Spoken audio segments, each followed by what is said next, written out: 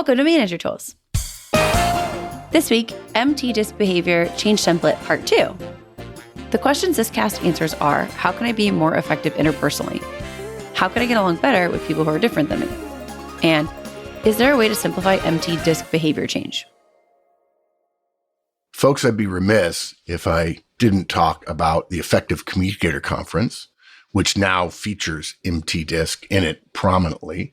We much prefer MTDISC to our previous vendor, obviously.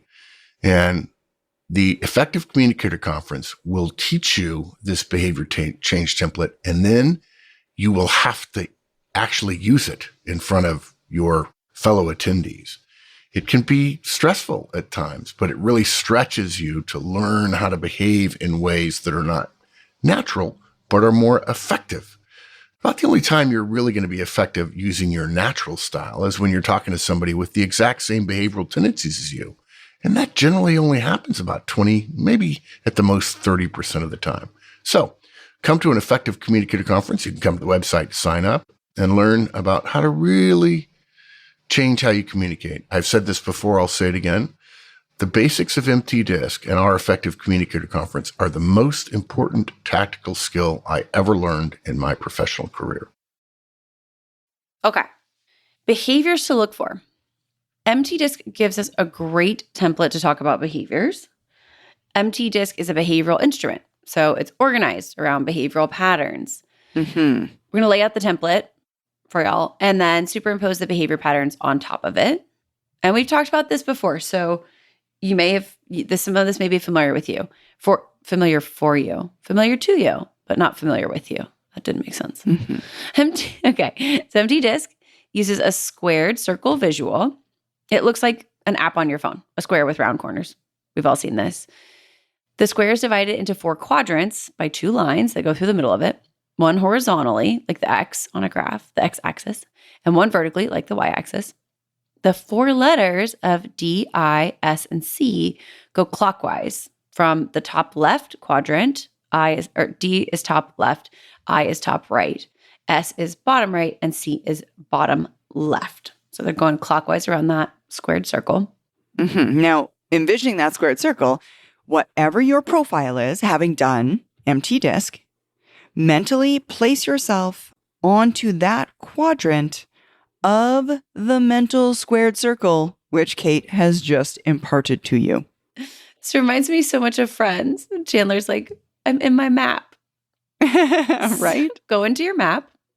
If you're a high C, put yourself in the bottom left. If your profile shares letters, like D/I, put your dot right on the X or on the Y axis between the D, top left, and I, top right. So that vertical. Exactly. Now you know where you are in respect to that squared circle. It's best to stop thinking about the squared circle as having 4 quadrants, the D, I, S, and C. Yes, they're there, but it's more helpful in terms of your behavior to start thinking about it in terms of 2 pairs of opposing hemispheres instead of quadrants, right? There's a top and a bottom pair of hemispheres defined by that horizontal axis, and a left and right pair of hemispheres defined by the vertical axis. Here's a super important concept in working with behaviors and different MTDISC profiles.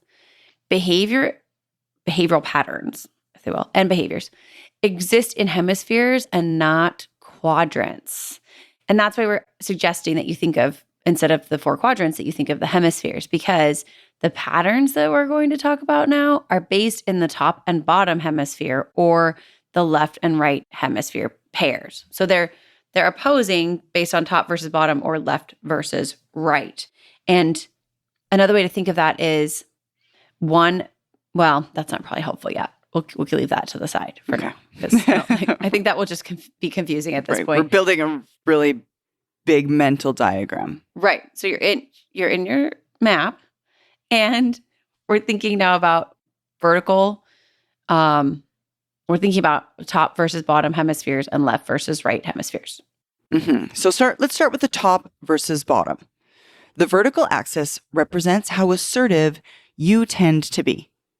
If you're in the top hemisphere, on the top of your squared circle, you tend to be more assertive in your behaviors than folks in the bottom hemisphere. Mhm. And there are behaviors, in turn, that are considered more assertive, while other behaviors are on the bottom hemisphere and are therefore reserved in nature. Mhm. And the horizontal left to right axis represents your interest in working with people. The right hemisphere represents behaviors more associated with people-focused interpersonal behaviors, while the left represents more task-focused behaviors. Exactly. Now, you've probably been thinking about quadrants. That is DIS and C, which makes total sense because that's the output of the MTDISC document. That's how people describe their results. That's how we tend to talk about it. And this is a slight change in that we're moving away from the quadrants into the hemispheres. Now, the way to connect those two ideas, because we're talking hemispheres, you're always thinking quadrants, is think of quadrants as just being the intersection of two hemispheres. So if you're an S, following it around, DIS, bottom right of the circle, you're an S on your MTDISC report, and you're in the bottom right quadrant. What that means is behaviorally, you tend to engage in behaviors which are on the bottom and right hemisphere. Mm-hmm. More often than not. More Right. often than not. Right. It's not that's black important. and white. Yeah. We all engage in all the different behaviors at various times. So if you, Absolutely. yeah, think about it this way. If you know a person for a really long time, you'll see them do all the things. All of it. Yeah. Especially and sometimes people have trouble placing like their spouse or their partner or something because you can they know them imagine, so well. you can, knowing them so well is another form of, I've seen them do all these different things. So it's not black and white. And the majority of the time, those natural tendencies, those things that you do most often, that's your pattern, that's your habit, that's what matters here. So we're not pinpointing anyone in a fixed place other than a sense of the pattern and the kind of like norms that they might engage in. Exactly. Now, there are a lot of human behaviors, but what we've done at Manager Tools is identified the ones that are most easy to spot and then pointed out for learning, for behaviors themselves, for action, pointed out how you can spot the differences between the hemispheres. Mm-hmm. Armed then with this knowledge, you can watch and listen to a colleague, get a sense of their behaviors in terms of how those can be mapped into the hemispheres, and in turn get a rough idea of where they are placed on your squared circle.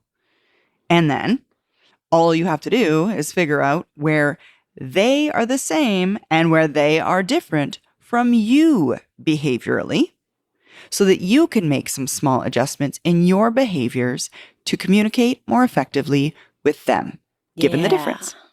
Okay. What are the easiest to spot? The telltale behaviors. There's 5 pairs of gestures that will help you separate top from bottom hemisphere, top hemisphere from bottom hemisphere, assertive from reserved, essentially. So let's start there. We'll start with the top and bottom hemispheres, assertive and reserved. These are the easiest to spot, generally, according to most people. I generally find that. For me, it's body language because you can see that from farther away. I was going to say, sometimes you can tell if someone's assertive or reserved from across the room. Yeah, exactly. You can't usually tell task people, although there are some behavioral signs, smiling, for example. But that's beside the point. Usually assertive, reserved are easier to tell apart. Yeah, it's like a storm warning. Okay. People in the top or assertive hemisphere make more eye contact. People in that topmost hemisphere, high D's and high I's, they look you and others in the eyes more often than average. Let's not confuse this with confidence. It's not that. It's simply some people look in other people's eyes more often. Think of it as a behavior. Okay, so more eye contact, top hemisphere. Making larger gestures. Yeah. Now, everyone gestures, right? We make movements with our arms all the time. We make gestures. Despite common wisdom that you've heard, there isn't people in other countries that are making more gestures than others in other places. The difference is the size of gestures. essentially. All people make gestures. What is the size? People in the top assertive hemisphere, again, our high Ds and high Is, make more gestures, what we'd call outside of the shoebox. Imagine an imaginary shoebox in front of someone, waist to collarbone, out to shoulders, and out about 6 inches. Most of an assertive person's gestures are outside of the space directly in front of their torso. Right. Bigger gestures. Okay. And that's what we meant about you can see it from across the room. That's the indicator from there. Yeah. Also, they talk faster. Some people talk faster. Some people talk slower. I always thought Mark and Mike talk quickly, but people tell me about us that we talk faster than them. Oh, really? I've not heard that. I've had multiple people at events say to me that they could listen to Mark and Mike on 1.5 speed, but they can't listen to you and I on. Really? I'd not heard that. I know I'm a fast talker, though. I know I'm a fast talker.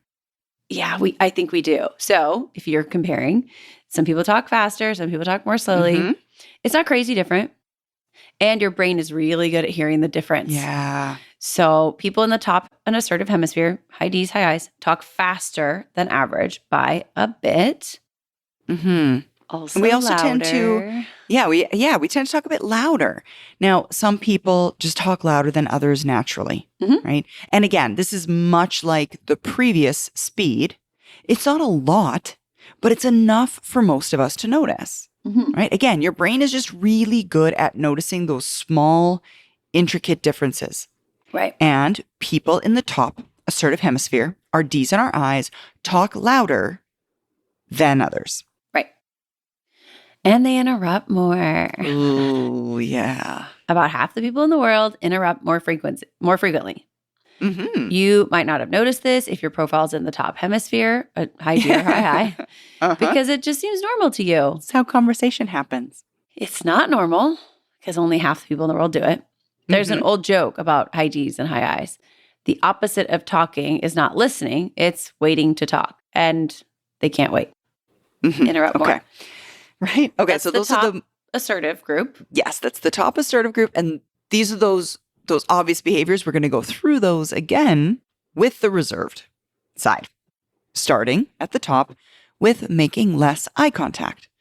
People in the bottom reserved hemisphere, that is, so our high S's and high C's tend to look away or break eye contact more often than those in the top hemisphere.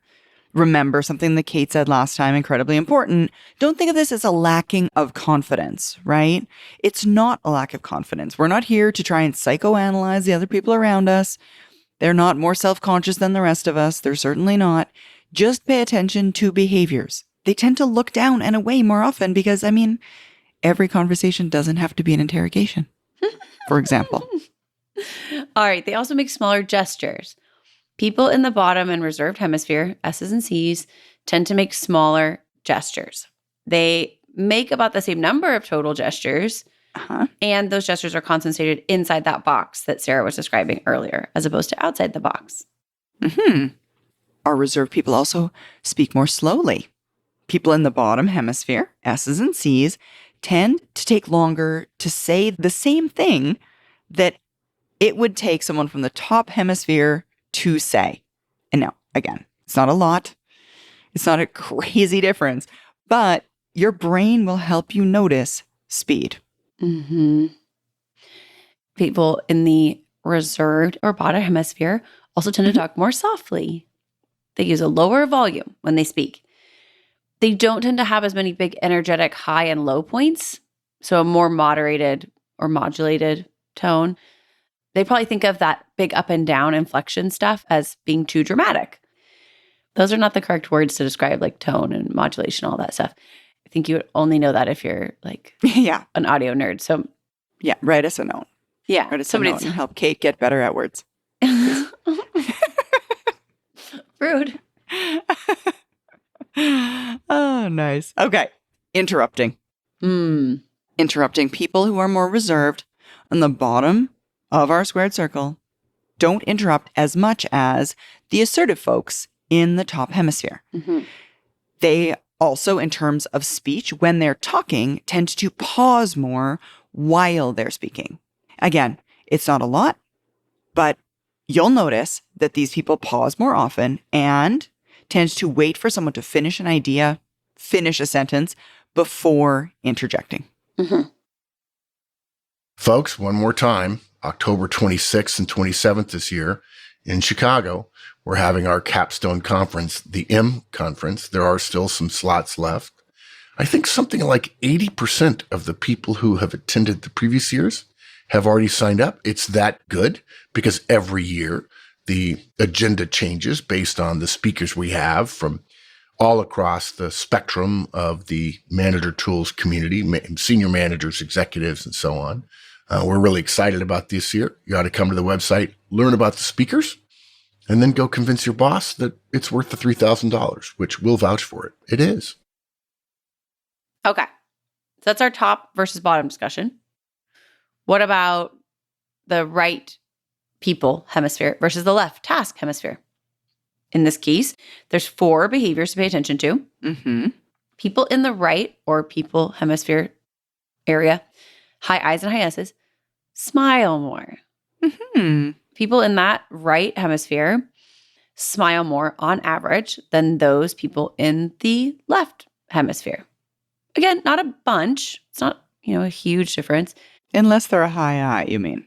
Well, yeah, okay. Those guys smile a lot. A lot. It's most smiley. So yeah, Yes, people smile a focus lot. profiles, right-hand side, smile more.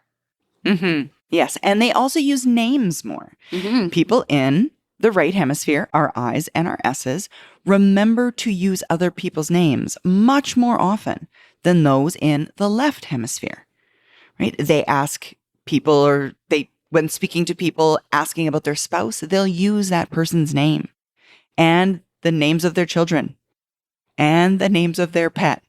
Mm-hmm. And they like to hear their names more, so they use names more Sure. than the task-focused people. They use a lot more feeling words too. Mm-hmm. People in the right or people-focused hemisphere, high I's and S's again, tend to choose more emotive words versus logical ones than those people on the left side of the hemisphere or on the left hemisphere. They will use words like love and happy and scared and worried. And that might lead you to the conclusion that they're more emotional than others, which is not necessarily the case. They're simply more expressive with their emotions and their words. There's an old saying about people on the right side of the circle that they wear their heart on their sleeve. Mm-hmm. And at work, what this means is that sometimes the high I's and S's will say, I feel good about the numbers, rather than telling you we're on track to meet the budget or we're above our sales numbers. Because they say things like, I feel good about the numbers, it doesn't maybe sound like they're aware of the situation as much. It's not which is not necessarily the truth. It's simply that they use different words to describe their status. And the things that they speak of are often different. They tend to tell more stories. People in the right hemisphere, the I's and the S's, tend to use dramatic stories. When they're talking about people, they tend to tell stories about those people using plots and emotions and drama far more often than someone who's a high D or high C in the task hemisphere, the left hemisphere. They like to use these stories to make their points, to illustrate situations, and to explain things that occurred. Okay. That's the right side. People on the left side, task-focused profiles, high D's and high C's, smile less. People in the left task hemisphere don't show as much emotion on their faces the way people-focused people do. Maybe they smile briefly at you at the party or when they meet you first thing in the morning, but not much after that. Sometimes you'll notice that when they do smile, their smile doesn't go all the way to their eyes. Yeah. So less smile on the left side. And they use names less. People in that left hemisphere, task hemisphere, the D's and C's, don't remember names as well as those in the right hemisphere. So they use them less. Because when they go to ask you about their spouse, they're like, how is your husband? Because in their brain, they're like, it starts with a G, and I don't know if it's George or if it's Greg, or if that's even either of them. I have no idea. Husband. because it's just easier. They don't remember names, so they just use titles instead, roles instead. And we hope you've noted by now that this isn't a weakness when working with other high Ds and high Cs. Mm-hmm. Yeah, if the other person does it the way you do it, they don't mind that you don't know their spouse's name. Good. Okay. Left hemisphere task focused profiles also use logical or rational words more. Mm-hmm. They tend to use less emotional words than right hemisphere people do. They're less likely to say they love something or laugh about something or gush about success.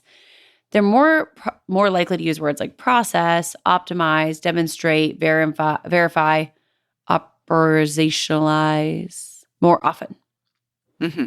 They're definitely more precise with numbers too. Yeah, totally. And use them when they have them, and they want decimal points. And if you really wanted to count, you could see that happening. Yeah, and sometimes they'll double count, even though the numbers really don't matter. But I just want to be entirely accurate. Yeah. My favorite is, I've had somebody once say, you just said 92%. I don't understand how it could have been exactly 92%. What were the decimal points? Yeah. Really specific. Yeah. Really specific. One decimal point's not enough either. No, exactly. And they tend to stick with the facts more. People in that left hemisphere, Ds and Cs, don't use stories for persuasion as often. Mm-hmm. They may use analogies, but the analogies they're using are very structured in a way that makes complete sense for the situation. They're not shaggy dog stories. They're not like I really had to make a lot of allowances to stretch that analogy into working here. No, it's a very specific analogy that suits well the situation. They like facts, they like figures, they like spreadsheets much more often than PowerPoints laden with videos and inspirational quotes and pictures and much more specificity. Yeah. Ugh, I don't like PowerPoint. Never mind. Okay. Anyways. All right. So that's essentially there's 9 behavioral pairs then. More and less eye contact, smaller and bigger gestures, talks faster or slower, talks louder or softer, smiles more or less, uses names more or less, uses emotional or rational words, tells stories, or sticks with the facts. Mm-hmm. So now we've got these pairs of behaviors. Exactly. What do? First, we study your colleagues' behaviors.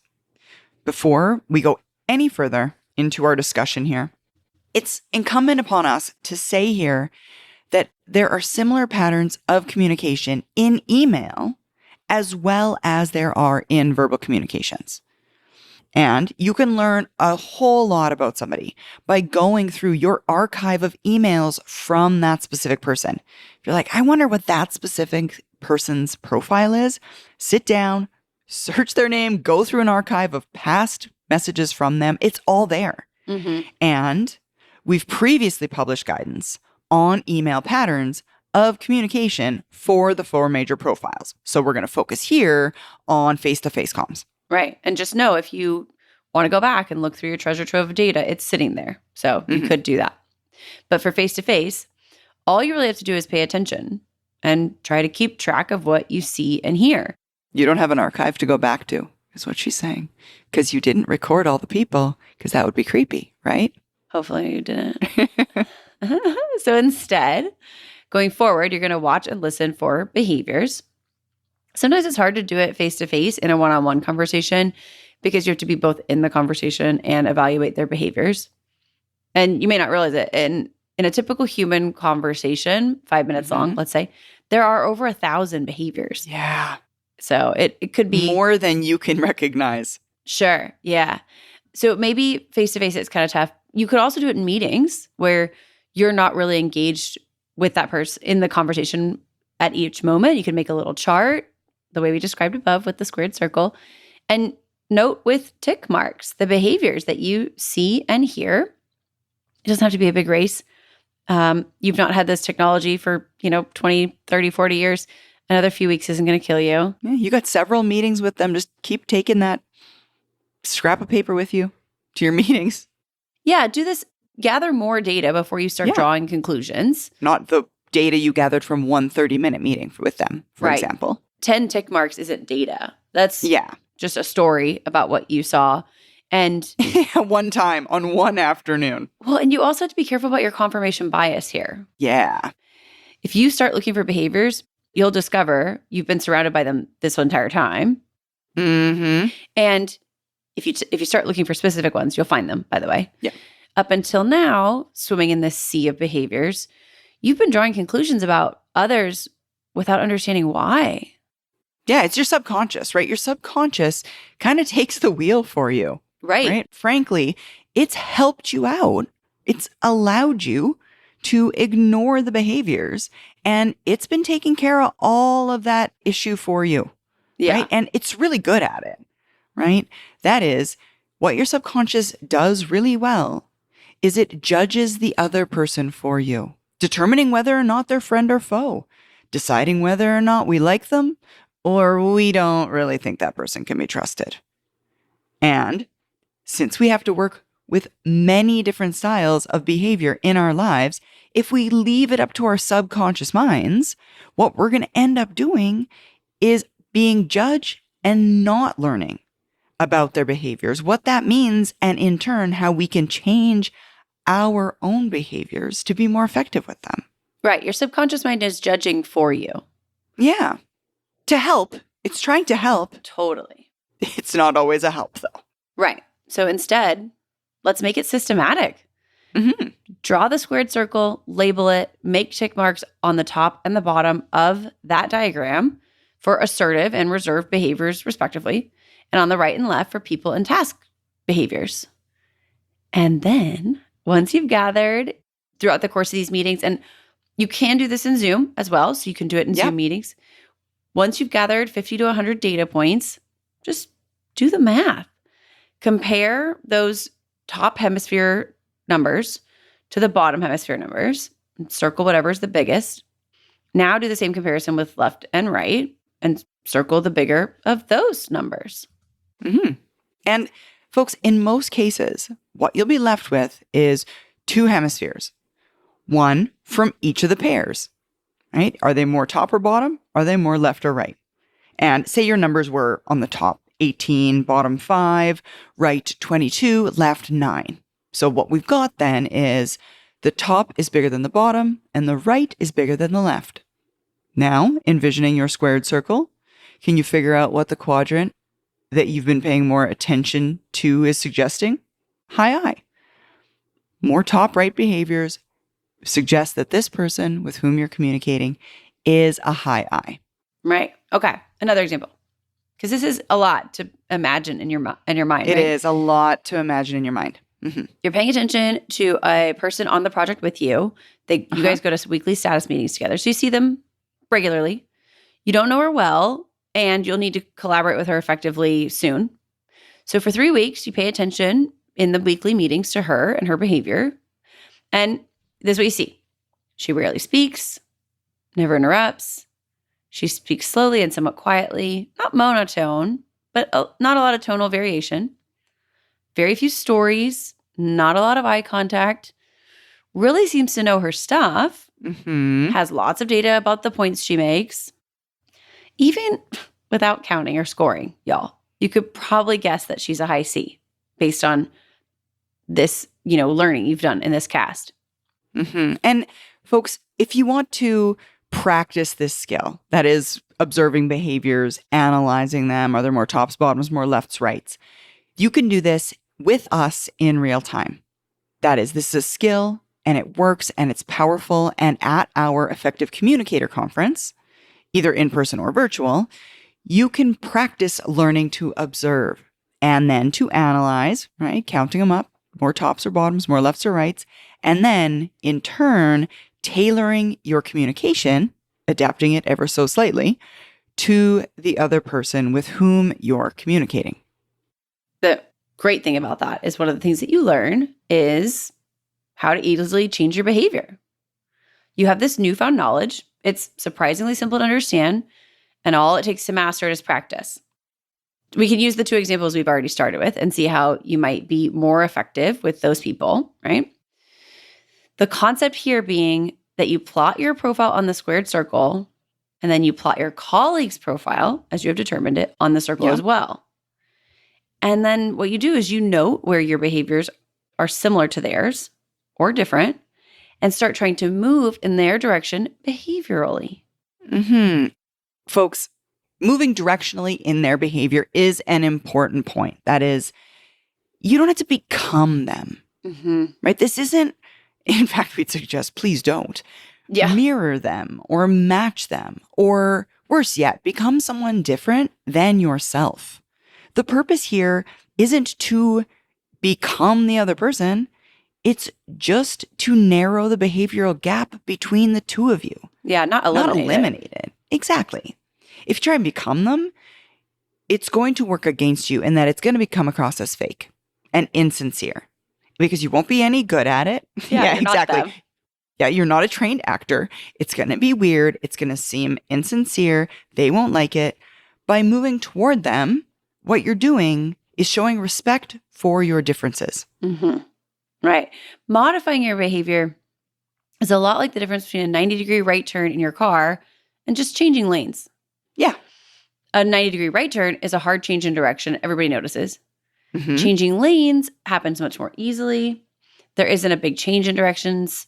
It's an adjustment as opposed to like a significant course correction. So, real life example. Let's say you're a high D and your colleague, that project manager we were talking about earlier, she's a high I. Now, if you look at the squared circle behavioral map, you can see that D's and I's are both assertive.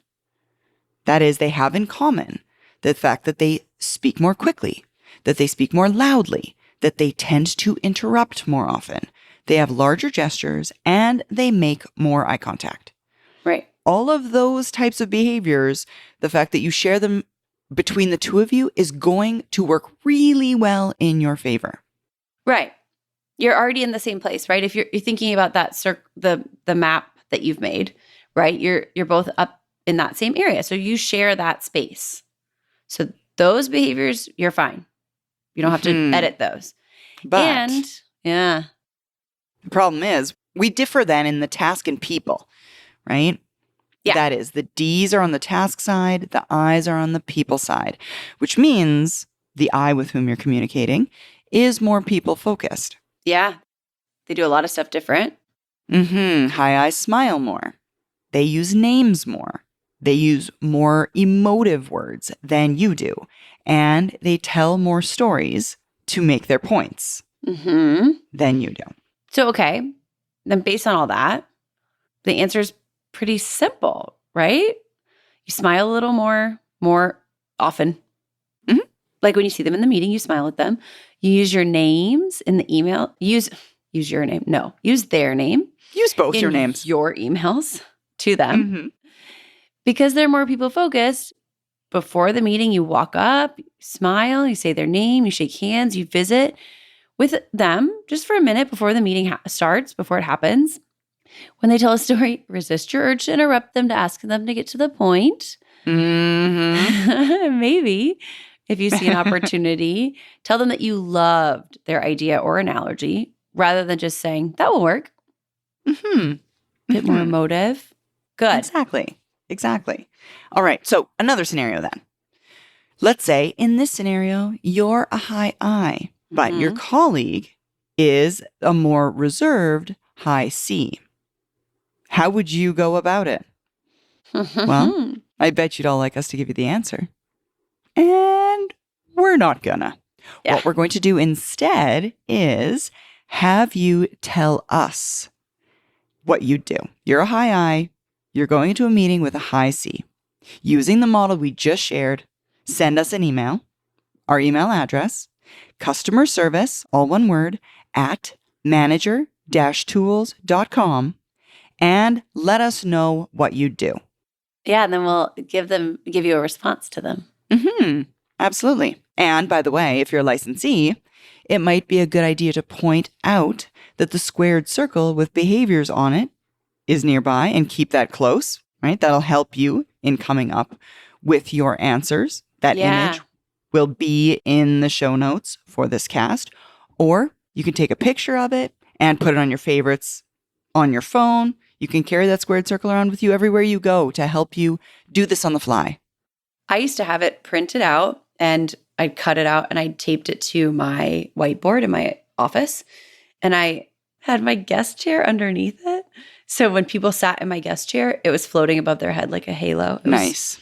was really creepy and super effective. And yeah, now my secret's out. I had it taped to my whiteboard. I mean, I love that. If for no other reason, then it keeps it top of mind. Yeah. I sometimes feel like this knowledge, like this becoming more aware of the way you communicate, the way other people communicate, it's kind of like a language for multiple different reasons, in that we speak different languages than one another, but also in respect to the fact that if you don't use it, you'll lose it. That's a If good you don't point. keep it top of mind, if it's not something that you're always remembering to use, you'll always forget to use it. Yeah. So having it stuck up, having it somewhere like every day your eyes pass by it and you're like, oh yeah, MTDISC will help you in terms of using it more often because of the day-to-day of our lives. We get busy. Yeah. Also because it's so well suited to help you learn how to change your behaviors. It's great to understand yourself. And that's really only the first step. Now it's really valuable to learn how to pay attention to others and be able to figure out how to modify your own behaviors and move in their direction. And to your point, if it's top of mind, then you can practice, which will lead to mastery, then better relationships, less tension, less drama, less conflict, and then even maybe better results and better careers, which is exciting. Which is exciting and something we all want. That's why we're here. Yeah. We assume you're here for that. Yeah. It would be a strange podcast to listen to if that wasn't your goal. Yeah. That's all I'm saying. All right. Thanks, everybody. We look forward to your emails, everyone. Yeah. We'll be back next week with a new topic.